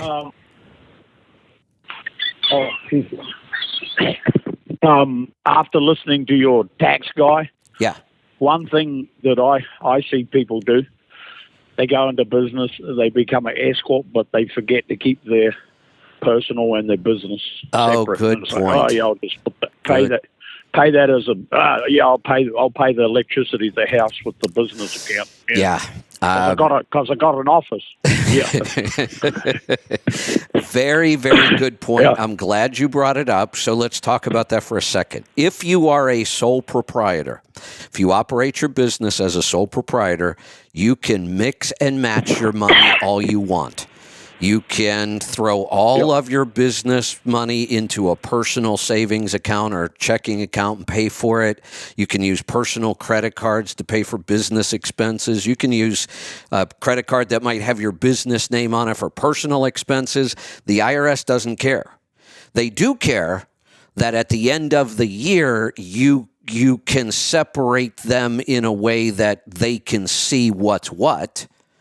But you are allowed to mix and match and use the money any way you want. At the end of the year, you just have to be able to tell them this was a personal expense, this was a business expense. But in an S corporation, you have to keep the physical money and accounts separate. You are not allowed to use a personal credit card to pay a business bill. If you do, it creates a whole bunch of accounting paperwork to try to make it right. And you don't use your corporate, checking account to pay the mortgage or the utilities good point. In an S corp, you have to keep all of those separate. In a sole proprietor, you can mix and match any way you want. So I have another question now. I'm S corp, but occasionally I use my pickup truck for business purposes, go get parts or print a cartridge or whatever, or that kind of stuff. Yeah. So I claim the mileage on my pickup truck. Correct. I keep now I keep a log of business miles and personal miles. Right. So I have a major engine repair required on my personal vehicle that I also use for business occasionally.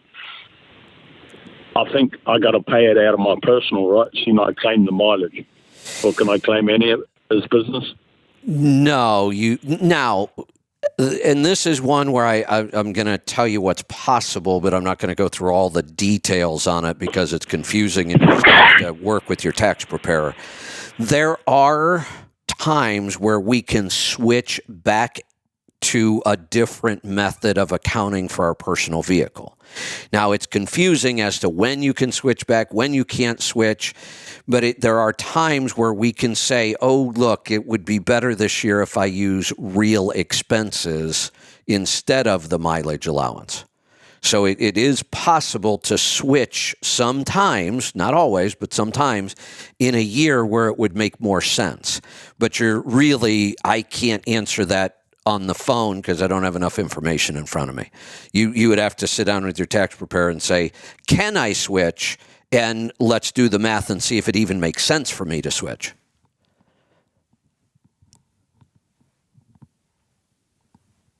That approach. So, I know you got other callers. So it's thawing out in Oklahoma. We're above freezing. Good. First time since Saturday night. So there you go. And I saw some pictures. It was looking pretty ugly down in that part of the country. Let's go to North Carolina. Steve, welcome to the program. Good morning to you. It's sure where you're at. Good afternoon to me. Yeah. I went with Travis's guys, Rowley, his guy that's going through trucking. And one of the reasons I did, I really liked a lot of the things that Travis has said during these several weeks. I've never had anybody do my taxes before, and moving into more real estate things like that. In addition to everything I'm doing, S Corp and everything else, I wanted to have them do it, and they, like I say, they're going to be fantastic. I know because I've talked to them. We're kind of on the same page on a lot of things. Good. And something that Travis mentioned today is something that you never hear people mention is, and I call it optimizing your tax bracket. As long as you can stay in the 12% tax bracket, did you know that you have zero capital gains tax? Yeah. That's a big plus. Yeah, it is. That's a big plus if you can keep yourself. So, and for 2022, it's $82,000 for a married couple taxable. When you add in the $27,000 for the standard deduction, that's an AGI of about $109,000.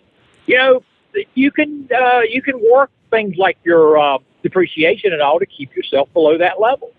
Then you're paying zero capital gains. And then you try to plan if you got any capital gains you want to use. Try to plan it during the year because you do have to make those moves before the end of the year. The sales of capital gains like stocks and things, but that gives you a great planning tool to say, I'm going to keep myself in the 12% bracket. If I've got that depreciation, it can keep me there to be able to get these other tax benefits. Yeah, and that's what they do there that a lot of CPAs don't. Yeah, and Travis even went one step further into, a deeper strategy here in that a lot of tax preparers, their default is, I'm going to take every penny of depreciation I can right now because I'm going to make you happy right now. The tax preparer or the taxpayer has to pay less. They want to zero you out. Yeah. And Travis is saying, wait a minute, that's short-sighted. Maybe it would make more sense to take a little bit of depreciation, really tweak where we want you to be in the tax brackets, and then be able to have some so next year we can tweak again and get you where that's real tax planning.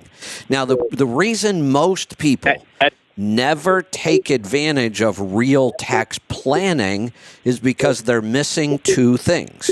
And we keep talking about these two things. One, you have to have a good accounting system.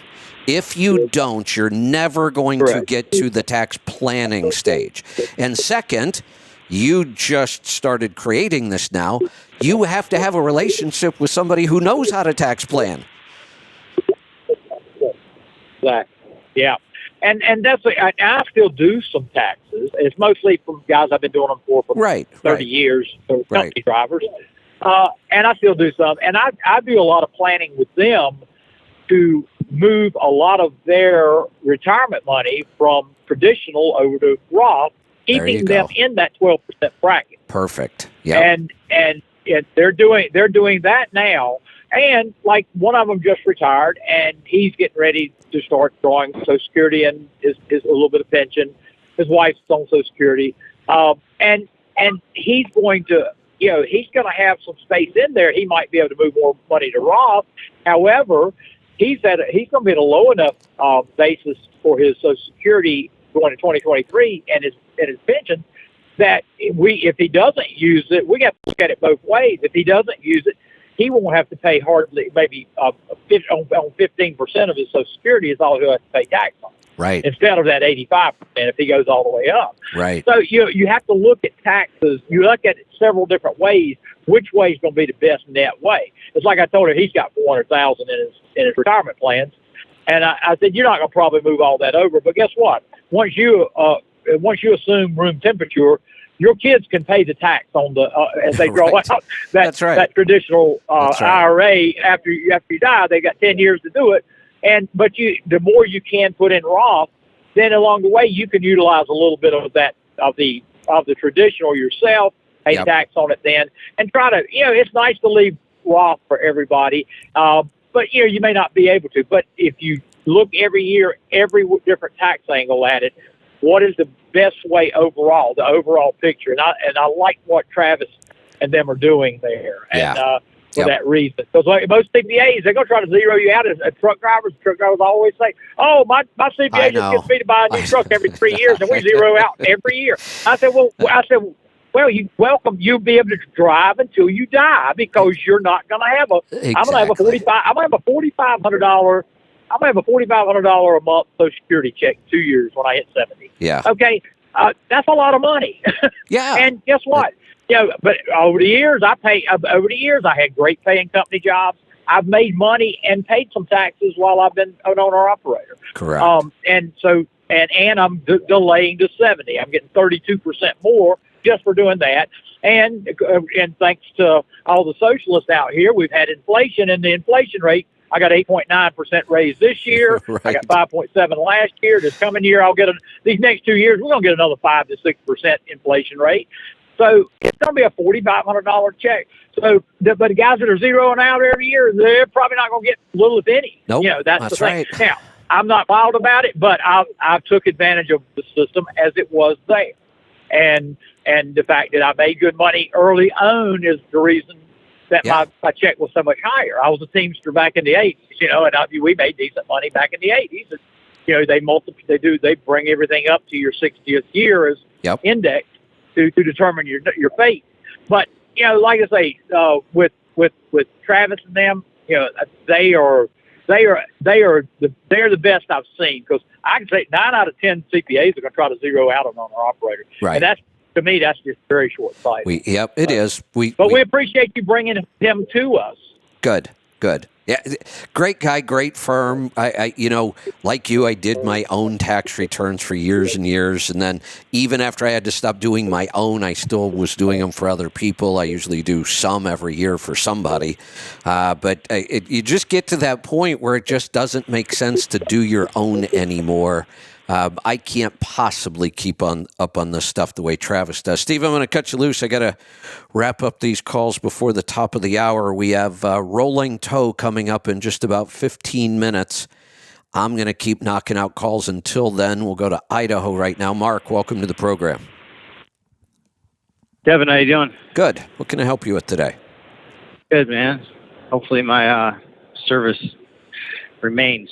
Okay. Traveling. Hey, so NutriSense, we just purchased some last month and then just started on the 1st. Okay. And my girlfriend and I, and it's been something we wanted to do for a long time. Good. Not because we're diabetic, because we want to make sure you don't become diabetic. Test different foods. Right. Yeah. Right. We just want to test ourselves. Yeah. We've incorporated more carbs into our diet through fruit and stuff more over the last probably 6 months than we kind of used to. So, but with that said, this last year we also started doing. We go to a place it's got saunas and then cold plunges. So we go straight from the sauna to the cold plunge, and we do like 3 cycles in an hour that we're there. And, but the saunas are upwards of, 190, 220. Wow.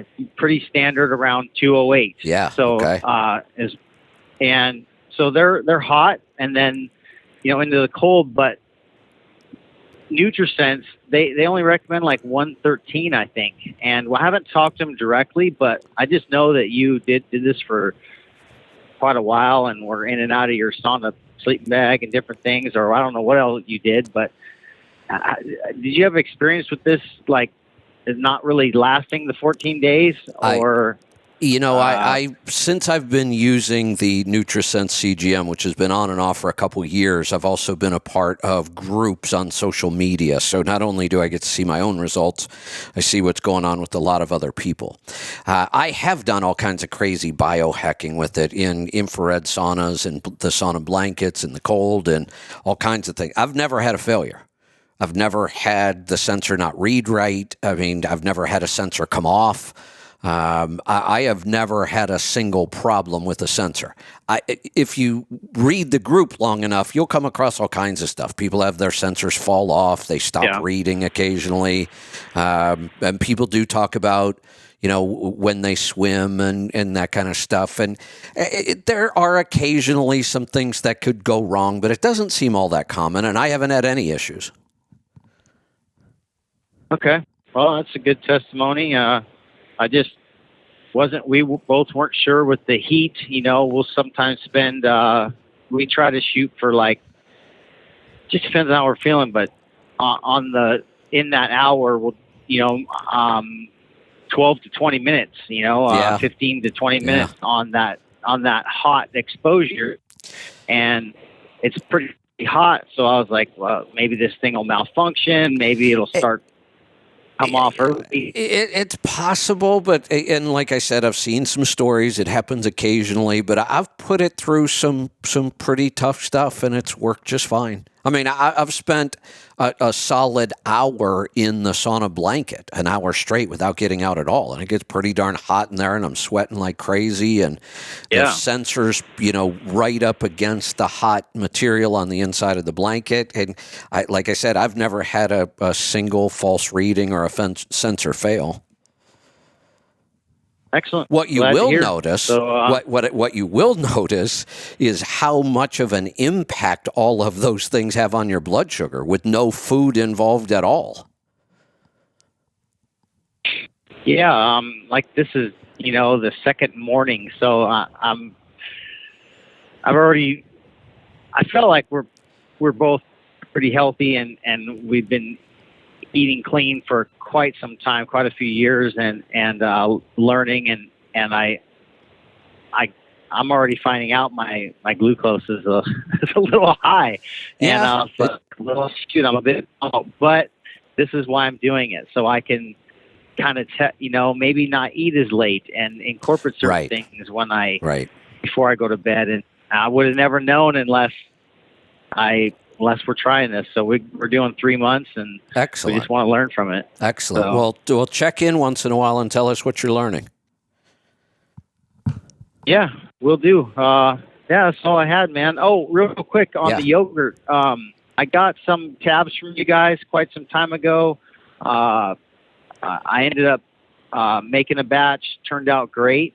But the first batch that we tried, we ended up using the Instapot, and it didn't work right because the temperature wasn't right. So we ended up buying like a sous vide machine. But the Instapot messed up the Barbarian, and I wasn't sure if I was to. I got to order some more stuff from your store, but is those? Can I still get some? I still think we do have some in stock. I'll tell you what I'm going to do when instead of cutting you loose, I'll put you back in the queue, and Angie will pick up and let you know what we do have in stock. I had the same experience, by the way. My Instant Pot got too hot. You couldn't control the temperature enough. Yeah, it didn't work. Right. Mine didn't either. Sous vide worked great, though. It's beautiful. First batch turned out good, so looking forward to the second. Excellent. All right, I'll put you back in the queue. Angie will pick up, and she'll help you out with that. Let's go to Texas. Brian, welcome to the program. Hey, thanks for taking my call again, Kevin. Sorry the call dropped earlier. No problem. What's on your mind? Hey, I sent in my third oil sample for this truck. I sent in oil sample 2 as well a while back, and I didn't have you recheck that or go over that with me because it was only like 5,000 miles after the first one. Okay. But so the second one though, I put the OPS on and changed the oil, so it's a clean 25,000 miles or whatever it is. But I stopped using the catalyst too. All right, all of that right there. I put the OPS on, fresh oil change, and then stopped using the catalyst. And I also forgot to change the sump capacity to I don't know how much those OPS filters take. I imagine it's probably a gallon, right, for the big one. No, so I left it no, at 10. not even close. We don't come. I think we barely put a quart in the 10-inch filter. Okay, so I just left the sump capacity at 10, which is what this C15 calls for. So yeah, I'd like you to let me know what I got, man. I mean, well, you've got a very, very boring oil sample. You've got nothing to talk about. Well, the iron's still high, like if I was using the catalyst, though. No, it's not. It's not? No, not at all. Okay. No. Iron, nothing's flagged. Your wear metals are all really low. There's your silicon's nice and low. It's only 4. We have no soot to speak of. Even though they flag your fuel dilution, it's totally normal. It's exactly where we'd expect it to see. Your base is holding up well. This is just a really boring oil sample. Pretty typical of a C15. When these things are tuned right and driven right, they're clean engines. All right. Well, it's got 1,073,000 miles on it. This is a really good engine, tuned well and in good shape right now. Okay, that makes me happy because hell, I didn't. I don't know. I bought this truck sight unseen. Yeah, well, it worked this time. It worked this time.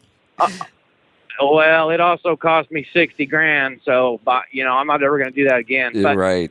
Let me ask you one more thing real quick with profit gauges. I'm in an operation where I get paid my settlement a week after I do the run if it's in by Saturday or whatever. But we have this run that goes to El Paso, Texas, where we don't get paid for that until the trailer comes back from Mexico.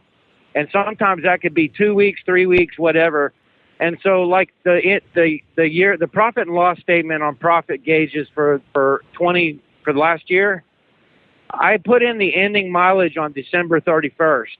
Well, let me back up. I put it in. At first I put the ending mileage of my last fuel up that was on my last settlement for 2022. Okay. Which kept everything looking, like it should. If I went and put the ending mileage for the end of the year, obviously it made my bottom line go down by like 10 cents per mile. But what it did is going forward, it made my fuel charges go up to like $1.70 something a mile. I mean, it really obscured everything.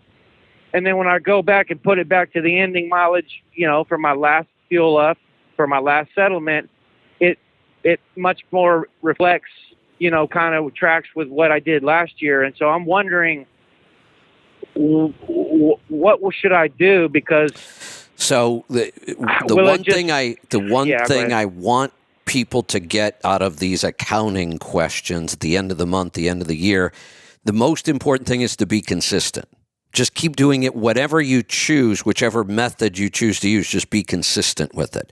Here's the method I like to use when it comes to miles.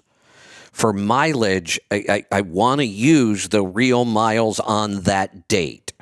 Now, our money, like you said, we may have earned it, and this week we're not going to get paid for 2 or 3 weeks. There's nothing we can do about that. We just have to deal with that. But we can keep our mileage real. So on December 31st, I want to look at the odometer, or January 1st, and record the mileage right then on the actual day. And then I'm just consistent with that, and I just keep it that way. All right, that's what I'm going to do.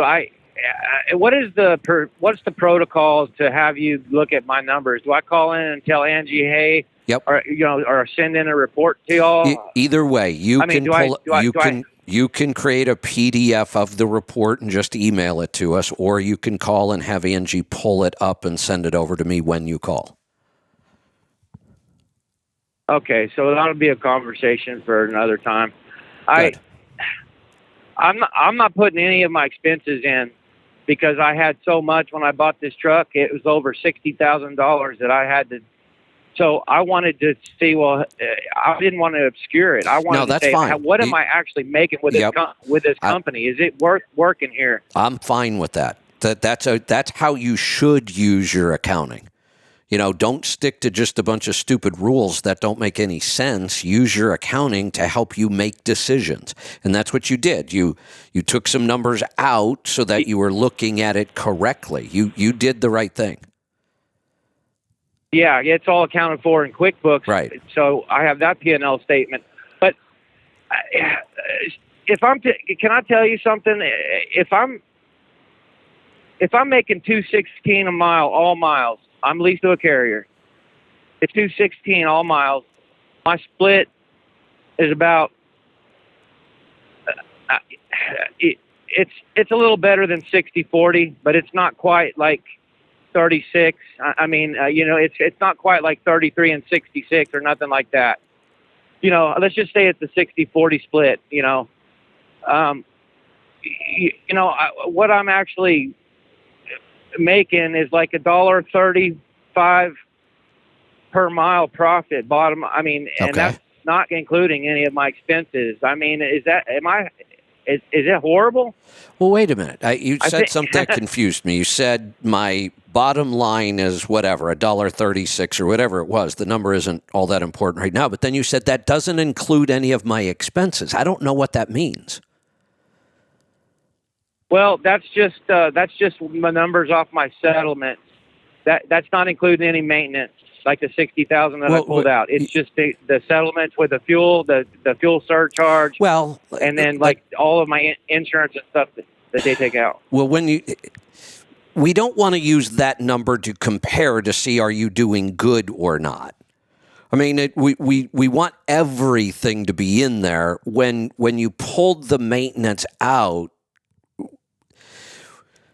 technically, we wouldn't want to pull it out completely because you're always going to have maintenance. We need that in there. The longer we do accounting, the better we get at it and the more we can see patterns. So what I'm saying is $60,000 in maintenance in a very short period of time will screw up your reports. But zero maintenance also screws up your report. That's not accurate. If we had been doing this kind of accounting for 2 or 3 years, and we could go back and say our average maintenance cost over the last 3 years has been 27 cents a mile. So let's just assume we're still spending at least 27 cents a mile every month. Do you see what I mean? We can. The longer we do this and the more numbers we have, the more we can start to have these numbers make sense. Right. It was my plan to start adding in all the maintenance and stuff, the real cost of operating going forward starting this year, January 1st. Which is fine. But for last year was, right, so I don't really know. But I mean,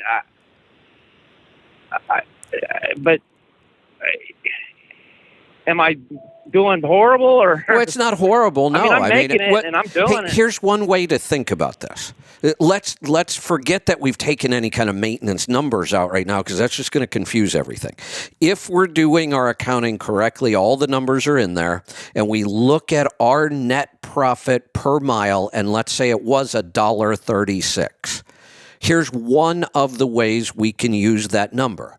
How many jobs could you go out and get right now that would pay you $1.36 a mile? Right, and I'm taking home $12,000 a month in the clear. How many driving jobs could you go get that would pay you that kind of money? Not many. No, I don't. That's why I'm sticking where I'm at. So there's your answer. How are you doing? Well, you're doing way better than you could as an employee anywhere. Right. And it's my first year. I've only been owner-operator 6 months. There I you don't go. know what the hell I'm doing. That's pretty damn good. Keep it up. Well, it's a big thanks to you, too. I mean, well, good. Good. So, all right. Yeah. All right, man. I'll let you get to everyone else. Thank you. There you go. Thanks for everything. We're going to get to one more call, and then we're going to wrap this up so we can bring in rolling toe. Steve in Ohio, you get the final word today. Hey, Kevin, long-time listener, first-time caller. All right, great to have you here. What's on your mind? All right, more on that HBR. HRV. I hear you talking about it needs to be. Yeah, that's it. It needs to be higher. Mine is stays between 32 and 36 balanced. Plus, I go home and I get into tequila and it drops low. It's easy to make your... I can tell you all kinds of ways to make your HRV go down. It's really easy. Getting it to go up takes a lot of work. That's usually what... Okay, well, it's gradual with that. Now, like I said, that range I'm usually in. Now, these last few weeks, I've been tearing into these mushroom... the mushroom things. Adaptogens, yeah. Yes. I can't talk right now. I'm sorry. That's all right. And when I take that, and I'm eating, and I watch the time I eat, I notice it's been the last few weeks. Like I said, I've been getting up 37, 38, 39, and it's hard to do. Yes. Okay, and I was like, okay, what now? Now it's weird. Now last night, and I got up today, I jumped up to 46, and now it's unbalanced. I've never been on the high side unbalanced, and my sleep's been getting better. My body battery's been building better. Good. Which adaptogens are you taking? Oh, I take the Rishi at night, and then I got Think, I got the Energy, the Defend. I mix them all. Okay, so let me kind of tell you what's going on here, and it's all good news. What's happening is exactly what I would expect to happen. If we look at HRV and what affects it, and there's two parts of HRV. Remember the number itself and whether we're balanced or unbalanced. Diet and supplements can help us raise our HRV a little bit. But for the most part, diet and supplements are going to impact whether our HRV is balanced or not. That's where diet and supplements like adaptogens are going to have the biggest impact on whether or not we're balanced. They can raise it some, especially the adaptogens, more than food can, but not a lot. Those things are really more to help us get into and stay in balance.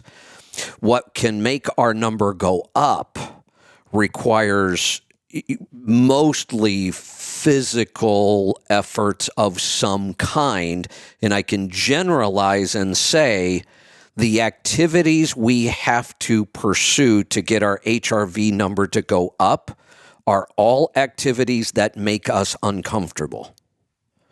You have to get cold, so cold that you're uncomfortable. Your HRV will start to go up. You have to get hot, so hot you're getting uncomfortable. Your HRV will go up. You have to strain your muscles. You have to do some sort of resistance training to the point that it's uncomfortable and your HRV will go up. You have to change your breathing in a way that is uncomfortable and your HRV will go up. Those are all of those protocols that I've been working on all this time. I tested hundreds of things. Really works. I do work on that. Okay. I got your X3 bar. I use that, and I try to do the cold showers as often as I can, or just walk outside some. Walking outside until you shiver. Go outside in a T-shirt on a really cold day. And if you breathing, I try to do it going down the road. I need to listen to the app more. Yeah. So now, why did you get higher but unbalanced? And that's not necessarily a bad thing. In fact, when we're trying to get our HRV higher, a lot of times we are going to end up unbalanced on the high side for a while. And that's not necessarily a bad thing. You just don't want to stay there too long. So when you take some of the adaptogens like Perform and Think, those kind of rev up our nervous system a little bit, make it stronger, but if we focus on those, we can end up out of balance somewhat. The Chill and the Defend can kind of bring us back into balance sometimes. And when I was really, hitting the Chill, the Reishi hard, and not doing the physical protocols, I actually ended up unbalanced on the low side. I was nice and mellow and chilled, but I ended up unbalanced on the low side. I said I could actually lay around like I was comatose all day, and that's unusual for me. When I'm unbalanced on the high side, I'm like the Energizer Bunny. I'm bouncing off the walls, and that's okay. That's how we grow it, and we just have to remember we also have to keep bringing it back into balance. Okay. Yeah, the Reishi, the Chill, it does help me sleep, and then throughout the day, I can tell that I'm really calm, because it's like a lot of times something should stress me. I can just sit there and like, yeah. Yep. And I don't, if I think about it, it don't bother me at all. Exactly right. I really noticed that one. Yep, perfect.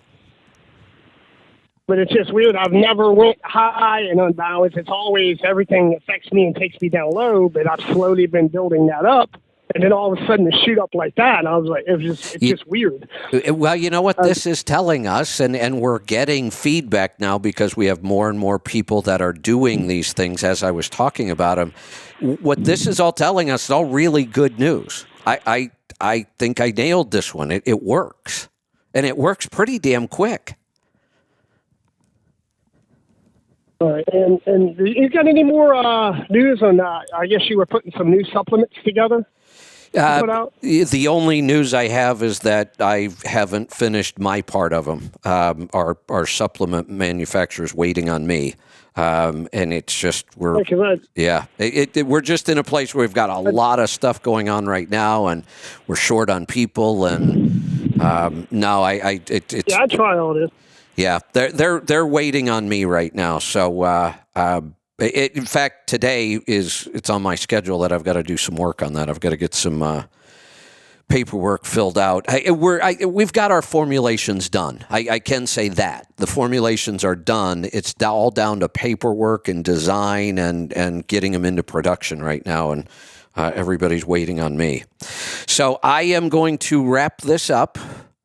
We are going to come right back within about 3 minutes with Rolling Toe. Mike and Kevin Beckett are standing by right now.